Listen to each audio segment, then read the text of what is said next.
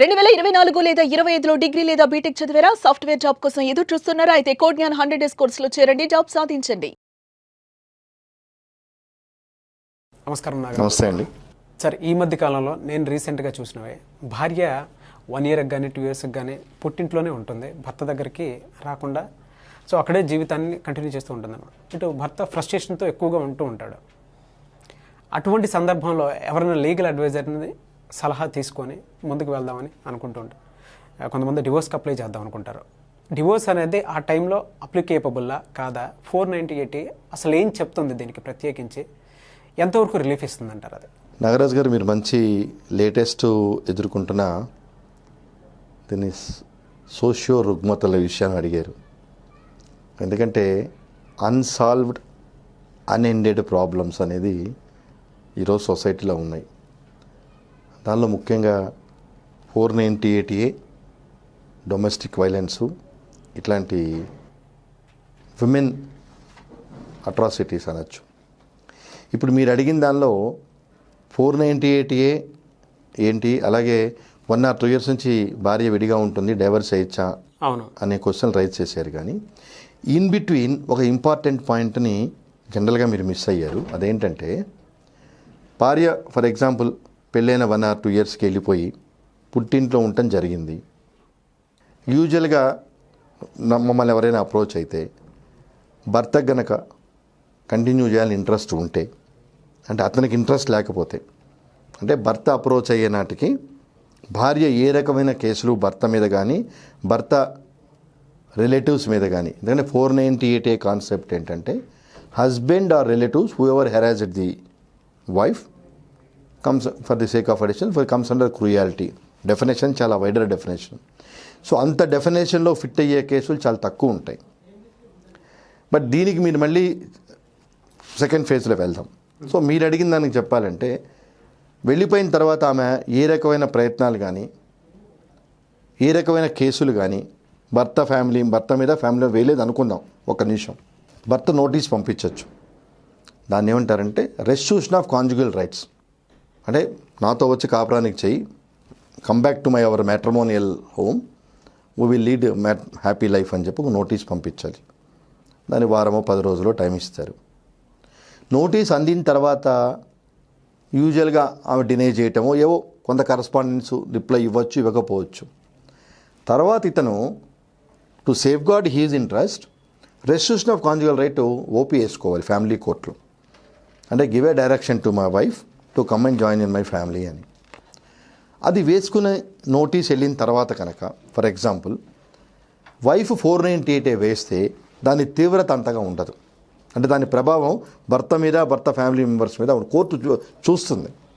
కోర్టుకు వెళ్ళినప్పుడు, సార్ నేను ఆమెను కాపురానికి నోటీస్ పంపించాను, ఆమె ఈ రోజు వరకు నా మీద ఏం కేసులు పెట్టలేదు, నేను కోర్టులో రెస్ట్రిక్షన్ ఆఫ్ కాంజుగల్ రైట్స్ కేసాను, తర్వాత ఈమె నా మీద డౌరీ హెరాస్మెంట్ పెట్టింది, అంటే ఇది ఇంటెన్షనల్లీ హెరాస్ మీ అన్నప్పుడు డెఫినెట్గా కోర్టు హస్బెండ్ కాండక్ట్ని పరిశీలనలో తీసుకుంటుంది.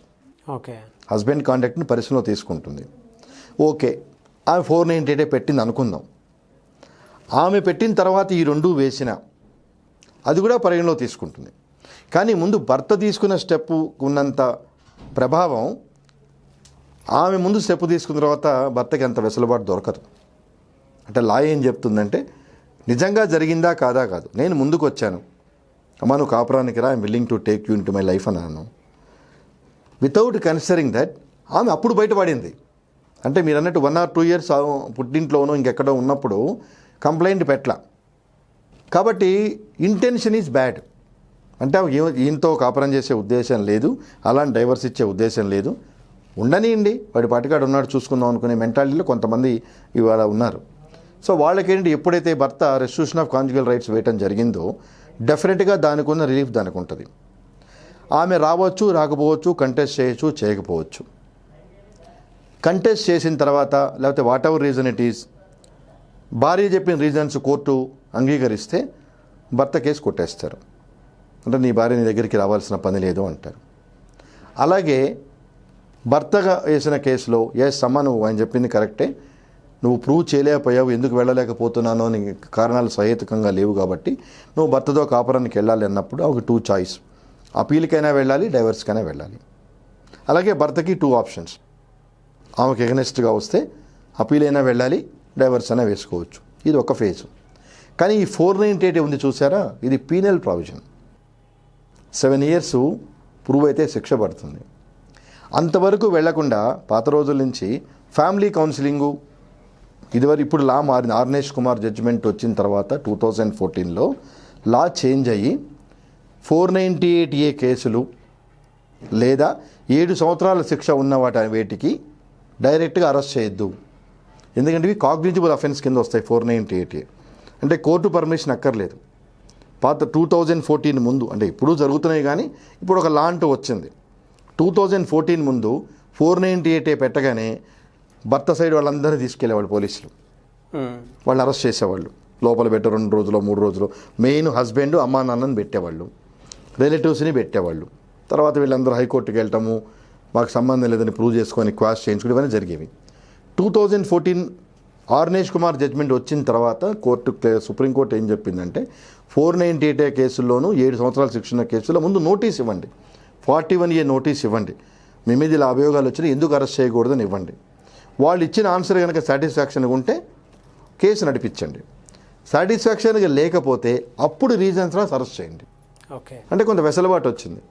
కానీ బాబు ఇప్పుడున్న పరిస్థితుల్లో కొంత లాచ్ ఇంప్రూవ్మెంట్ అయ్యి, ఎందుకంటే 498A మిస్యూజ్ అవుతున్న సందర్భాలు చాలా కోర్టు దృష్టికి రావడంతో దీనికి కొంత వెసులుబాటు కల్పించాలని కౌన్సిలింగ్ చేయమని కొన్ని పారామీటర్స్ ఇచ్చారు. రాజేష్ బజాజ్ జడ్జిమెంట్లో కొన్ని పారామీటర్స్ ఇచ్చారు. ఈ పారామీటర్స్ చేయాలని.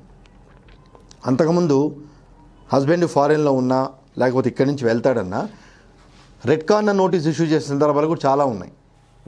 అంటే భర్త వెళ్ళిపోకుండా దాన్ని కూడా సుప్రీంకోర్టు ఈ రాజేష్ కేసులో ఒప్పుకోలేదు. రెడ్ కార్నర్ నోటీస్ ఇవ్వాల్సిన పని లేదు, ఎందుకంటే ఇప్పుడు వచ్చిన ఈ వీడియో కాన్ఫరెన్స్ సిస్టమ్ వల్ల మనం అక్కడి నుంచి కూడా ఎగ్జామిన్ చేయొచ్చు అని చెప్పింది.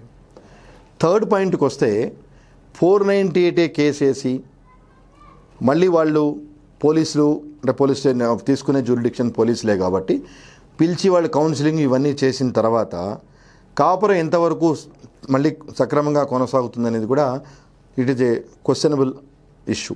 అవును, ఎందుకంటే ఒకసారి భార్య అకౌంట్లో భర్త వాళ్ళ ఫ్యామిలీ పోలీస్ స్టేషన్కి వెళ్ళి కూర్చున్నప్పుడు వీళ్ళ మైండ్ సెట్ ఎలా ఉంటుంది, వీళ్ళకి సెట్ లేకపోయినా వీళ్ళు చుట్టుపక్కల వాళ్ళు ఏం చెప్తారంటే మళ్ళీ అమ్మాయిని తెచ్చుకుంటే రేపు మీరు ఏమన్నా మళ్ళీ మీ మీద కేసు పెడుతుంది, ఆల్రెడీ ఆమె పోలీస్ స్టేషన్కి వెళ్ళింది. కాబట్టి ఇలాంటి భయాలు కల్పించే పరిస్థితి తప్పించి పెద్ద మనుషులుగా ముందుకు వచ్చి అమ్మ మేము ఉన్నాం, నీకు ఏమైనా జరిగినా నువ్వు మా దగ్గరికి రా, ఎటువంటి పరిస్థితి జరిగినా మా దగ్గరికి రా, మేము మాట్లాడి నీకు బాసటగా ఉంటాం అనే సందర్భాలు చాలా తక్కువ ఉంటున్నాయి. కాబట్టి 498A వల్ల ఇష్యూస్ మారుతాయి, లేకపోతే కాపురాలు చక్కబడతాయి అనే సందర్భాలు చాలా తక్కువ అని చెప్పాలండి. ఓకే, సో దానివల్ల ఏమవుతుందంటే 490 కేసు ఉన్నాయి, బట్ నిజమైన హెరాస్మెంట్ జరుగుతుంది. బట్ నేను అందరికీ ఇచ్చే సలహా ఏంటంటే మీ సుమన్ టీవీ ద్వారా కేసులు ఉన్నప్పుడు మీ పెద్దల ద్వారా కౌన్సిలింగు కన్సీలియేషన్ చేసుకోండి. మీ దగ్గరకు వస్తే చేస్తారా సార్? తప్పకుండానండి, తప్పకుండా మీరు కౌన్సిలింగు కన్సీలియేషన్ చేసుకోండి. You see the reasons. అంటే ఇక్కడ ఒకటి గమనించాలి నాగరాజు గారు, అంటే ఇది హైపోథెటికల్ ఎగ్జాంపుల్, ఇది ఎవరిని ఉద్దేశించి ఎవరిని కించపరిచే మాటలు కాదు. డైవర్స్ తీసుకున్నారు అనుకున్న అబ్బాయి అమ్మాయి, మళ్ళీ కంపల్సరీగా ఇప్పుడున్న సిచ్యువేషన్లో there is a possibility of remarriage. ఆ అమ్మాయి కానీ అబ్బాయి కానీ పెళ్లి చేసుకునే అవకాశాలు ఉంటాయి. సెకండ్ మ్యారేజ్ అంటే పాసిబిలిటీస్ 50-50. ఒకసారి ఫెయిల్ అయ్యి సెట్ కానప్పుడు, అలాగే వాడు కూడా సెకండ్ మ్యారేజ్ అయిన తర్వాత వాడు సెకండ్ మ్యారేజ్ వాడే అవుతాడు. అంటే సెకండ్ మ్యారేజ్కి ఫస్ట్ వాళ్ళు రావటం అనేది వెరీ రేరు. అంటే అమ్మాయిలు రావచ్చేమో కానీ ఫస్ట్ మ్యారేజ్ అబ్బాయిలు సెకండ్ మ్యారేజ్ అమ్మాయిలు అనేది తక్కువ కంపారిటివ్గా. సో ఆ సందర్భాల్లో ఎలా వేవ్ లెంగ్త్ మ్యాచ్ అయ్యి వీళ్ళు ఎక్స్పెక్ట్ చేస్తారు కంఫర్టబుల్ లైఫ్ ఉంటుందని. All things depends on their luck.